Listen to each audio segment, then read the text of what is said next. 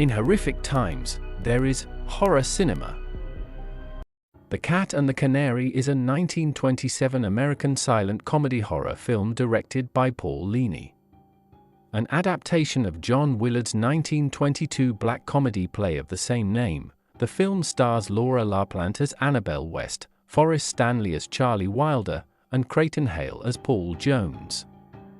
The plot revolves around the death of Cyrus West, who is Annabelle, Charlie, and Paul's uncle, and the reading of his will 20 years later. Annabelle is revealed as the heir, but she and the other guests must still face a night in his haunted mansion. The plot thickens when they are informed that a lunatic known as the Cat has escaped from an asylum and is hiding in the house. The film is part of the genre of comedy horror films inspired by 1920s Broadway stage plays. Leany's adaptation of Willard's play blended expressionism with humor, a style for which Leany was notable and recognized by critics as unique. His directing style made The Cat and the Canary influential in that old dark house genre of films popular from the 1930s through the 1950s. The film was one of Universal's early horror productions and is considered the cornerstone of Universal's school of horror.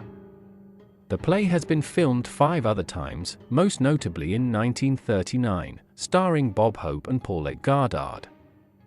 In a decaying mansion overlooking the Hudson River, millionaire Cyrus West approaches death. His greedy family descends upon him like cats around a canary, causing him to become insane. West orders that his last will and testament remain locked in a safe and go unread until the 20th anniversary of his death. As the appointed time arrives, West's lawyer, Roger Crosby, Tully Marshall, discovers that a second will mysteriously appeared in the safe. The second will may only be opened if the terms of the first will are not fulfilled. The caretaker of the West mansion, Mammy Pleasant, Martha Maddox, blames the manifestation of the second will on the ghost of Cyrus West, a notion that the astonished Crosby quickly rejects. As midnight approaches, West's relatives arrive at the mansion: nephews Harry Blythe, Arthur Edmund Carew, Charlie Wilder, Forrest Stanley, Paul Jones, Creighton Hale, his sister Susan Silsby, Flora Finch, and her nieces Cecily Young, Gertrude Astor, and Annabelle West, Laura LaPlante. Cyrus West's fortune is bequeathed to the most distant relative bearing the name West, Annabelle. The will, however, stipulates that to inherit the fortune, she must be judged sane by a doctor, Lazar Lucian Littlefield. If she is deemed insane, the fortune is passed to the person named in the second will. The fortune includes the West diamonds which her uncle hid years ago. Annabelle realizes that she is now like her uncle, in a cage surrounded by cats. While the family prepares for dinner, a guard, George Siegman, barges in and announces that an escaped lunatic called the Cat is either in the house or on the grounds. The guard tells Cecily he's a maniac who thinks he's a cat, and tears his victims like they were canaries. Meanwhile, Crosby suspects someone in the family might try to harm Annabelle and decides to inform her of her successor. Before he speaks the person's name, a hairy hand with long nails emerges from a secret passage in a bookshelf and pulls him in, terrifying Annabelle. When she explains what happened to Crosby, the family immediately concludes that she is insane. Alone in her assigned room, Annabelle examines a note slipped to her which reveals the location of the family jewels, fashioned into an elaborate necklace. She follows the note's instructions and soon discovers the hiding place, in a secret panel above the fireplace. She retires for the night, wearing the diamond-encrusted necklace. While Annabelle sleeps, the same mysterious hand emerges from the wall behind her bed and snatches the diamonds from her neck. Once again, her sanity is questioned, but as Harry and Annabelle search the room, they discover a hidden passage in the wall and in it the corpse of Roger Crosby. Mammy Pleasant leaves to call the police. While Harry searches for the guard, Susan runs away in hysterics and hitches a ride with a milkman, Joe Murphy. Paul and Annabelle return to her room to search for the missing envelope and discover that Crosby's body is missing. Paul vanishes as the secret passage closes behind him. Wandering in the hidden passages, Paul is attacked by the cat and left for dead. He regains consciousness in time to rescue Annabelle. The police arrive and arrest the cat, who is actually Charlie Wilder in disguise. The guard is his accomplice. Wilder is the person named in the second will. He had hoped to drive Annabelle insane so that he could receive the inheritance.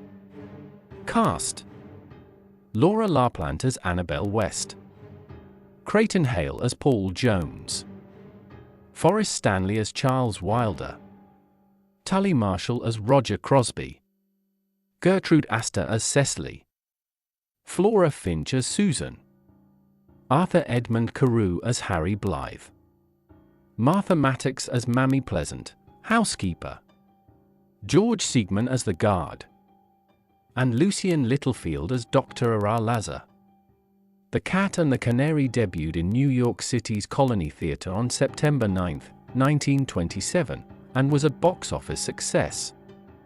Variety opined, what distinguishes Universal's film version of the play is Paul Leany's intelligent handling of a weird theme, introducing some of his novel settings and ideas with which he became identified. The film runs a bit over long. Otherwise, it's a more than average satisfying feature. A New York Times review expounded, "This is a film which ought to be exhibited before many other directors to show them how a story should be told, for in all that he does Mr. Leany does not seem to strain at a point.